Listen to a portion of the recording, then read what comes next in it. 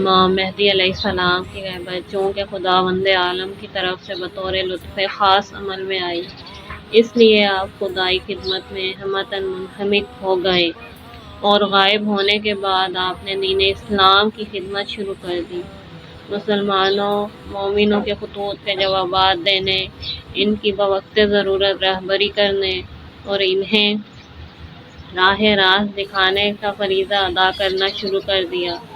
ضروری خدمات آپ زمانہ غیبت صغریٰ میں بواسطہ سفرا یا بلا واسطہ اور زمانہ غیبت کبریٰ میں بلا واسطہ انجام دیتے رہے اور قیامت تک انجام دیتے رہیں گے۔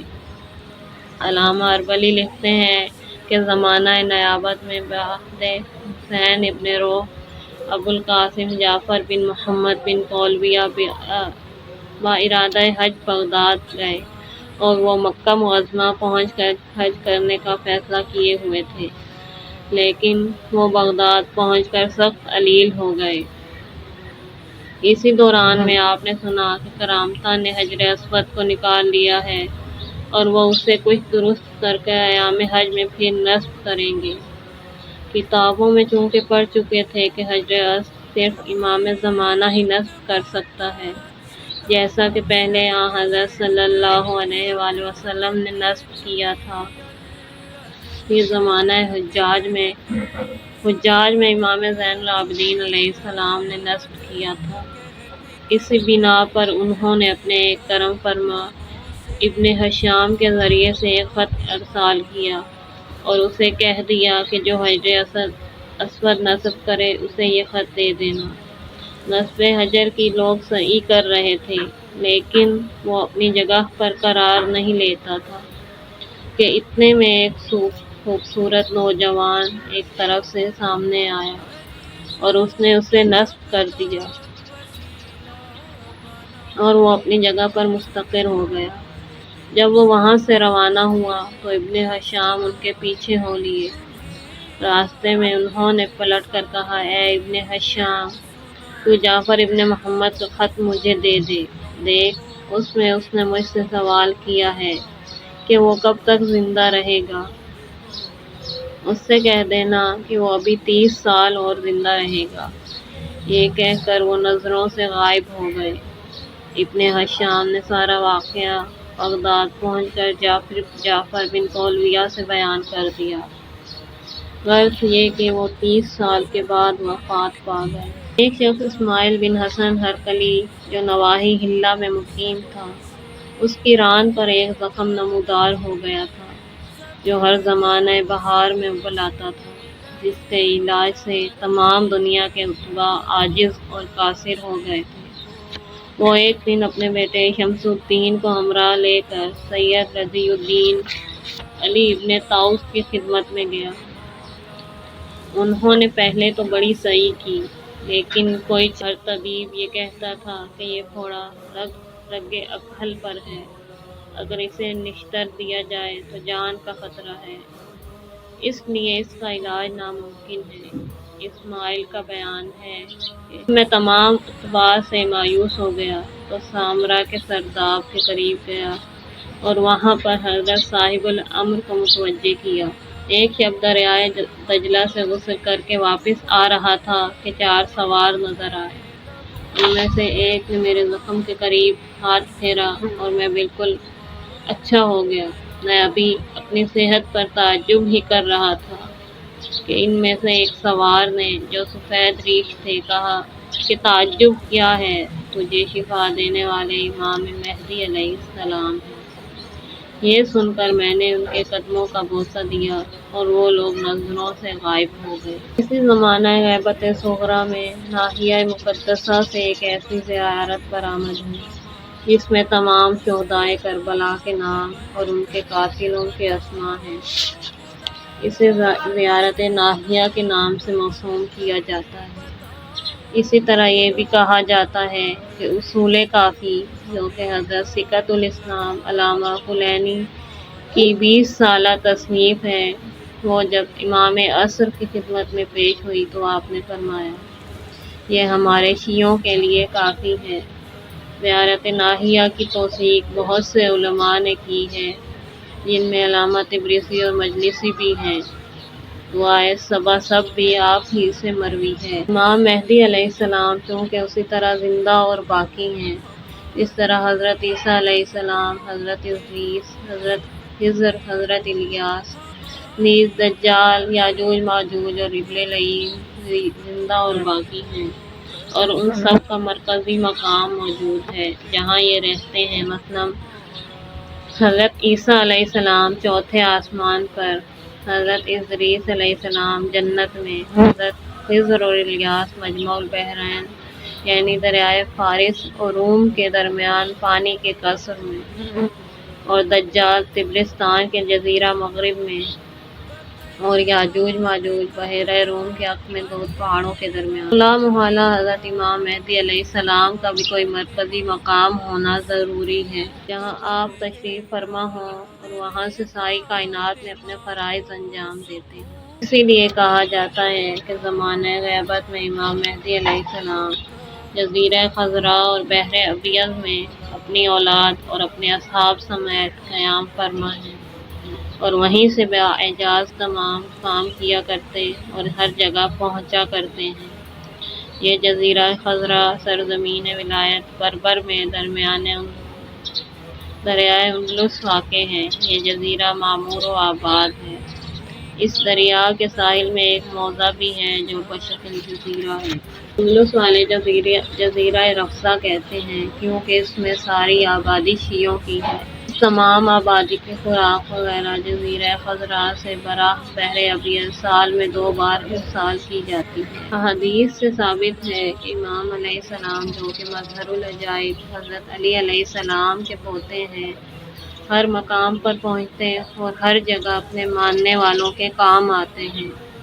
علماء نے لکھا ہے کہ آپ بوقت ضرورت مذہبی لوگوں سے ملتے ہیں، لوگ انہیں دیکھتے ہیں، یہ اور بات ہے کہ انہیں پہچان نہ سکے۔ یہ مسلمات سے ہے کہ امام مہدی علیہ السلام ہر سال حج کعبہ کے لیے مکہ معظمہ اسی طرح تشریف لے جاتے ہیں جس طرح حضرت خضر و الیاس جاتے ہیں۔ علی احمد کوفی کا بیان ہے کہ میں طواف کعبہ میں مصروف و مشغول تھا کہ میری نظر ایک نہایت خوبصورت نوجوان پر پڑی۔ میں نے پوچھا آپ کون ہیں اور کہاں سے تشریف لائے؟ آپ نے فرمایا میں مہدی آخر الزمان اور قائم آل محمد ہوں۔ غانم ہندی کا بیان ہے کہ میں امام مہدی کی تلاش میں ایک مرتبہ بغداد گیا۔ ایک پل سے گزرتے ہوئے مجھے ایک صاحب ملے اور وہ مجھے ایک باغ میں لے گئے، اور انہوں نے مجھ سے ہندی زبان میں کلام کیا اور فرمایا تم امسال حج کے لیے نہ جاؤ ورنہ نقصان پہنچ جائے گا۔ محمد بن شاذان کا کہنا ہے کہ میں ایک دفعہ مدینہ میں داخل ہوا تو امام مہدی علیہ السلام سے ملاقات ہوئی۔ انہوں نے میرا پورا نام لے کر مجھے پکارا۔ چونکہ میرے نام سے کوئی واقف نہ تھا اس لیے مجھے تعجب ہوا۔ میں نے پوچھا آپ کون ہیں؟ فرمایا میں امام زمانہ ہوں۔ امام مہدی علیہ السلام سے ہر مومن کی ملاقات ہوتی ہے۔ یہ اور بات ہے کہ مومنین انہیں مصلحت خداوندی کی بنا پر اس طرح نہ پہچان سکے جس طرح پہچاننا چاہیے۔ کشف الغمہ میں ہے کہ سید باقی بن عطوہ امامیہ مذہب کے تھے اور ان کے والد زیدیہ خیال رکھتے تھے۔ ایک دن ان کے والد عطوہ نے کہا کہ میں سخت خلیل ہو گیا ہوں اور اب بچنے کی کوئی امید نہیں، ہر قسم کے اتباع کا علاج کر چکا ہوں۔ اے نور نظر، میں تم سے وعدہ کرتا ہوں کہ اگر مجھے تمہارے امام نے شفا دے دی تو مذہب امامیہ اختیار کر لوں گا۔ یہ کہنے کے بعد جب یہ رات کو بستر پر گئے تو امام زمان کا ان پر ظہور ہوا۔ امام نے مقام مرض کو اپنے ہاتھ سے مسح کر دیا اور مرض جاتا رہا۔ عطوہ نے اسی وقت مذہب امامیہ اختیار کر لیا اور رات ہی میں جا کر اپنے فرزند باقی علوی کو خوشخبری دے دی۔ واقعہ ہے کہ ناصل ایک یہودی تھا۔ ناصل ایک دن رسول کریم صلی اللہ علیہ وآلہ وسلم کی خدمت میں حاضر ہو کر عرض پرتاز ہوا، مجھے اپنے خدا، اپنے دین، اپنے خلفاء کا تعارف کرائیے، اگر میں آپ کے جواب سے مطمئن ہو گیا تو مسلمان ہو جاؤں۔ حضرت صلی اللہ علیہ وآلہ وسلم نے نہایت بلیغ اور بہترین انداز میں خلاق عالم کا تعارف کرایا۔ اس کے بعد دین اسلام کی وضاحت کی۔ ناصل نے کہا آپ نے بالکل درست فرمایا۔ پھر اس نے عرض کی مجھے اپنے وسیع سے آگاہ کیجیے اور بتائیے کہ وہ کون ہے، یعنی جس طرح ہمارے نبی حضرت موسیٰ علیہ السلام کے وسیع یوشع بن نون ہیں، اس طرح آپ کے وسیع کون ہیں؟ آپ صلی اللہ علیہ وآلہ وسلم نے فرمایا میرے وسیع علی ابن طالب اور ان کے فرزند حسن و حسین، پھر حسین کے صلب سے 9 بیٹے قیامت تک ہوں گے۔ اس نے کہا سب کے نام بتائیے۔ آپ نے 12 اماموں کے نام بتائے۔ ناموں کو سننے کے بعد وہ مسلمان ہو گیا اور کہنے لگا کہ میں نے آسمانی کتب میں ان 12 ناموں کو اسی زبان کے الفاظ میں دیکھا ہے۔ پھر اس نے ہر وسیع کے حالات بیان کیے، کربلا کا ہونے والا واقعہ بتایا، نام مہدی کی غیبت کی خبر دی اور کہا کہ ہمارے 12 اسباط میں سے لادہ بن برقیہ غائب ہو گئے تھے، پھر مدتوں کے بعد ظاہر ہوئے اور از سر نو دین کی بنیادیں استوار کی۔ حضرت صلی اللہ علیہ وآلہ وسلم نے فرمایا اسی طرح ہمارا 12واں جانشین امام مہدی محمد بن حسن طویل مدت تک غائب رہ کر ظہور کرے گا اور دنیا کو عدل و انصاف سے بھر دے گا۔ حضرت امام مہدی علیہ السلام کے ظہور سے پہلے جو علامات ظاہر ہوں گی، ان کی تکمیل کے دوران ہی میں نصارہ فتح ممالک عالم کا ارادہ کر کے کھڑے ہوں گے اور بے شمار ممالک پر قابو حاصل کرنے کے بعد ان پر حکمرانی کریں گے۔ اسی زمانے میں ابو سفیان کی نسل سے ایک ظالم پیدا ہوگا جو عرب و شام پر حکمرانی کرے گا۔ اس کی دلی تمنا یہ ہوگی کہ سادات کے وجود سے ممالک خالی کر دیے جائیں اور نسل محمدی کا ایک فرزند بھی باقی نہ رہے، چنانچہ وہ سادات کو نہایت بے دردی سے قتل کرے گا۔ پھر اسی اثنا میں بادشاہ روم کو نصارہ کے ایک فرقہ سے جنگ لڑنا پڑے گی۔ شاہ روم ایک فرقے کو ہم نوا بنا کر دوسرے فرقے سے جنگ کرے گا اور شہر قسطنطنیہ پر قبضہ کر لے گا۔ قسطنطنیہ کا بادشاہ وہاں سے بھاگ کر شام میں پناہ لے گا۔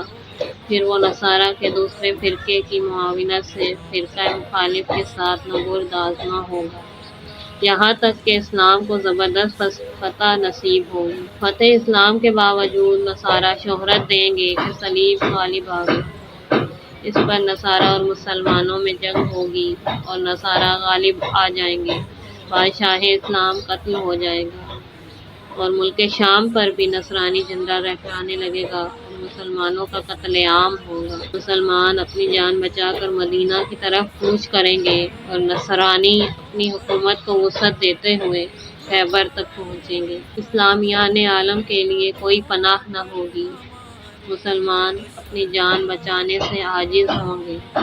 اس وقت وہ گروہ در گروہ سارے عالم میں امام مہدی علیہ السلام کو تلاش کریں گے تاکہ اسلام محفوظ رہ سکے اور ان کی جانیں بچ سکیں، اور عوام ہی نہیں بلکہ کتب، ابدال اور اولیاء جستجو میں مشغول و مصروف ہوں گے کہ ناگاہ آپ مکہ معظمہ میں رکن و مقام کے درمیان سے برآمد ہوں گے۔ سرور کائنات صلی اللہ علیہ وآلہ وسلم نے ارشاد فرمایا کہ امام مہدی قرآ جو مدینہ سے بطرف مکہ 30 میل کے فاصلے پر واقع ہے، نکل کر مکہ معظمہ سے ظہور کریں گے۔ وہ میری زرہ پہنے ہوں گے، میری تلوار لگائے ہوں گے، میرا عمامہ باندھے ہوں گے، ان کے سر پر ابر کا سایہ ہوگا اور ملک آواز دیتا ہوگا کہ یہی امام مہدی ہیں، ان کی اتباع کرو۔ ایک روایت میں ہے کہ جبرائیل آواز دیں گے اور ہوا اس کو ساری کائنات میں پہنچا دے گی اور لوگ آپ کی خدمت میں حاضر ہو جائیں گے۔ معصوم کا فرمانا ہے کہ امام مہدی علیہ السلام کے ظہور کے متعلق کسی کا کوئی وقت معین کرنا فی الحقیقت اپنے آپ کو علم غیب میں خدا کا شریک قرار دینا ہے۔ وہ مکہ میں بے خبر ظہور کریں گے۔ ان کے سر پر زرد رنگ کا عمامہ ہوگا، بدن پر رسالت مآب صلی اللہ علیہ وآلہ وسلم کی چادر ہوگی۔ وہ اپنے سامنے چند بھیڑیں رکھیں گے، کوئی انہیں پہچان نہ سکے گا، اور اسی حالت میں یکا و تنہا بغیر کسی رفیق کے کعبۃ اللہ میں آ جائیں گے۔ اس وقت عالم سیاہی شب کی چادر اوڑھ لے گا اور لوگ سو جائیں گے۔ اس وقت ملائکہ صف بہ صف ان پر اتریں گے اور حضرت جبرائیل و میکائیل انہیں نوید الہی سنائیں گے کہ ان کا حکم تمام دنیا پر جاری و ساری ہے۔ یہ بشارت پاتے ہی امام علیہ السلام شکر خدا بجا لائیں گے اور رکن حجر اسود اور مقام ابراہیم علیہ السلام کے درمیان کھڑے ہو کر بآواز بلند ندا دیں گے کہ اے وہ گروہ جو میرے مخصوص اور بزرگوں سے ہو، اور وہ لوگوں جن کو حق تعالیٰ نے روئے زمین پر میرے ظاہر ہونے سے پہلے میری مدد کے لیے جمع کیا، آ جاؤ۔ یہ ندا حضرت کے ان لوگوں تک خواہ وہ مشرق میں ہیں یا مغرب میں پہنچ جائے گی، اور وہ یہ آواز سن کر چشم زدن میں حضرت کے پاس جمع ہو جائیں گے۔ یہ لوگ 313 ہوں گے اور نقیب امام علیہ السلام کہلائیں گے۔ اسی وقت ایک نور زمین سے آسمان تک بلند ہوگا جو صفحہ دنیا میں ہر مومن کے گھر میں داخل ہوگا، جس سے ان کی طبیعتیں مسرور ہو جائیں گی، مگر مومنین کو معلوم نہ ہوگا کہ امام علیہ السلام کا ظہور ہوا ہے۔ صبح امام علیہ السلام مع ان 313 اشخاص کے جو رات کو ان کے پاس جمع ہو گئے تھے، کعبہ میں کھڑے ہوں گے اور دیوار سے تکیہ لگا کر اپنا ہاتھ کھولیں گے جو موسیٰ کے ید بیضاء کی مانند ہوگا، اور کہیں گے کہ جو کوئی اس پر بیعت کرے گا وہ ایسا ہے گویا اس نے ید اللہ پر بیعت کی۔ سب سے پہلے جبرائیل علیہ السلام شرف بیعت سے مشرف ہوں گے، ان کے بعد ملائکہ بیعت کریں گے، پھر 313 اشخاص بیعت سے مشرف ہوں گے۔ اس ہلچل اور ازدحام میں مکہ میں تہلکہ مچ جائے گا اور لوگ حیرت زدہ ہو کر ہر سمت سے استفسار کریں گے کہ یہ کون شخص ہے۔ یہ تمام واقعات طلوع آفتاب سے پہلے سر انجام ہو جائیں گے۔ پھر جب سورج چڑھے گا اور آفتاب کے سامنے ایک منادی کرنے والا ظاہر ہوگا اور بآواز بلند کہے گا، جس کو تمام ساکنان زمین و آسمان سنیں گے، اے گروہ خلائق، یہ مہدی آل محمد ہیں، ان کی بیعت کرو۔ پھر ملائکہ اور 313 آدمی تصدیق کریں گے اور دنیا کے ہر گوشے سے جوف در جوف آپ کی زیارت کے لیے لوگ روانہ ہو جائیں گے اور عالم پر حجت قائم ہو جائے گی۔ اس کے بعد 10,000 افراد بیعت کریں گے اور کوئی یہودی اور نصرانی باقی نہ چھوڑا جائے گا، صرف اللہ کا نام ہوگا اور امام مہدی علیہ السلام کا کام ہوگا۔ خلافت کرے گا، اس پر آسمان سے آگ برسے گی اور اسے جلا کر راکھ کر دے گی۔ ایک اور روایت میں ہے کہ ظہور کے بعد آپ سب سے پہلے کوفہ تشریف لے جائیں گے اور وہاں کے کثیر افراد قتل کریں گے۔ امام مہدی علیہ السلام کے جھنڈے پر البیعۃ اللہ لکھا ہوگا اور آپ اپنے ہاتھوں پر خدا کے لیے بیعت لیں گے اور کائنات میں صرف دین اسلام کا پرچم لہرائے گا۔ ظہور کے بعد امام مہدی علیہ السلام کعبہ کی دیوار سے ٹیک لگا کر کھڑے ہوں گے، ابر کا سایہ آپ کے سر مبارک پر ہوگا، آسمان سے آواز آتی ہوگی کہ یہی امام مہدی ہے۔ اس کے بعد آپ ایک منبر پر جلوہ افروز ہوں گے، لوگوں کو خدا کی طرف دعوت دیں گے اور دین حق کی طرف آنے پر سب کو ہدایت فرمائیں گے۔ آپ کی تمام سیرت پیغمبر اسلام صلی اللہ علیہ وآلہ وسلم کی سیرت ہوگی اور انہی کے طریقے پر عمل پیرا ہوں گے۔ ابھی آپ کا خطبہ جاری ہوگا کہ آسمان سے جبرائیل و میکائیل آ کر بیعت کریں گے، پھر ملائکہ آسمانی کی عام بیعت ہوگی، ہزاروں ملائکہ کی بیعت کے بعد وہ 313 مومنین بیعت کریں گے جو آپ کی خدمت میں حاضر ہو چکے ہوں گے۔ پھر عام بیعت کا سلسلہ شروع ہوگا۔ 10,000 افراد کی بیعت کے بعد آپ سب سے پہلے کوفہ تشریف لے جائیں گے اور دشمنان آل محمد صلی اللہ علیہ وآلہ وسلم کا قلعہ کما کریں گے۔ آپ کے ہاتھ میں عصائے موسیٰ ہوگا جو اژدہے کا کام کرے گا اور تلوار حمائل ہوگی۔ تواریخ میں ہے کہ جب آپ کوفہ پہنچیں گے تو کئی ہزار کا ایک گروہ آپ کی مخالفت کے لیے نکل پڑے گا اور کہے گا کہ ہمیں بنی فاطمہ کی ضرورت نہیں، آپ واپس جائیے۔ یہ سن کر آپ تلوار سے ان سب کا قصہ پاک کر دیں گے اور کسی کو بھی زندہ نہ چھوڑیں گے۔ کوئی بھی دشمن آل محمد اور منافق وہاں باقی نہ رہے گا تو آپ ایک منبر پر تشریف لے جائیں گے اور واقعہ کربلا کا ذکر کریں گے۔ اس پر لوگ محو گریہ ہو جائیں گے اور کئی گھنٹوں تک رونے کا سلسلہ جاری رہے گا۔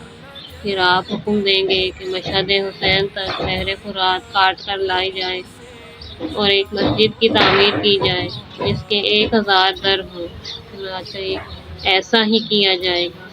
اس کے بعد آپ زیارت سرور کائنات صلی اللہ علیہ وآلہ وسلم کے لیے مدینہ منورہ تشریف لے جائیں گے۔ حضرت امام مہدی علیہ السلام جو علم لدنی سے بھرپور ہوں گے، جب مکہ سے آپ کا ظہور ہوگا اور اس ظہور کی شہرت اطراف و اکناف عالم میں پھیلے گی تو افواج مدینہ و مکہ آپ کی خدمت میں حاضر ہوں گی اور شام و عراق و یمن کے ابدال اور اولیاء خدمت شریف میں حاضر ہوں گے۔ عرب کی فوجیں جمع ہو جائیں گی۔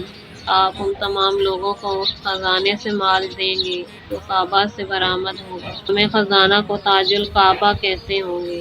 اسی اثنا میں ایک شخص خراسانی عظیم فوج لے کر حضرت کی مدد کے لیے مکہ معظمہ کو روانہ ہوگا۔ راستے میں اس لشکر خراسانی کے مقدمہ الجیش کے کمانڈر منصور سے نصرانی فوج کی ٹکر ہوگی اور خراسانی لشکر نصرانی فوج کو پسپا کر کے حضرت کی خدمت میں پہنچ جائے گا۔ اس کے بعد ایک شخص سفیانی جو بنی کلب سے ہوگا حضرت سے مقابلے کے لیے لشکر عظیم ارسال کرے گا، لیکن بحکم خدا جب وہ لشکر مکہ معظمہ اور کعبہ منورہ کے درمیان پہنچے گا اور پہاڑ میں قیام کرے گا تو زمین میں وہیں دھنس جائے گا۔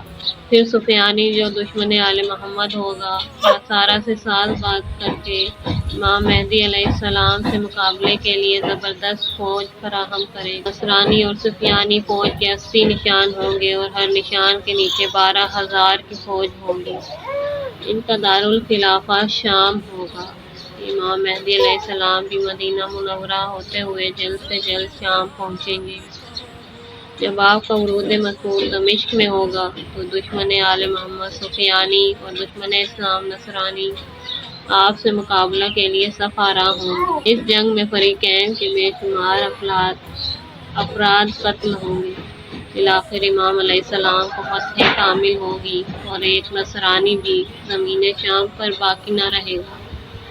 اس کے بعد امام علیہ السلام اپنے لشکریوں میں انعام تقسیم کریں گے اور ان مسلمانوں کو مدینہ منورہ سے واپس بلا لیں گے جو نصرانی بادشاہ کے ظلم و جور سے عاجز آ کر شام سے ہجرت کر گئے۔ اس کے بعد آپ مکہ معظمہ واپس تشریف لے جائیں گے اور مسجد سہلہ میں قیام فرمائیں گے۔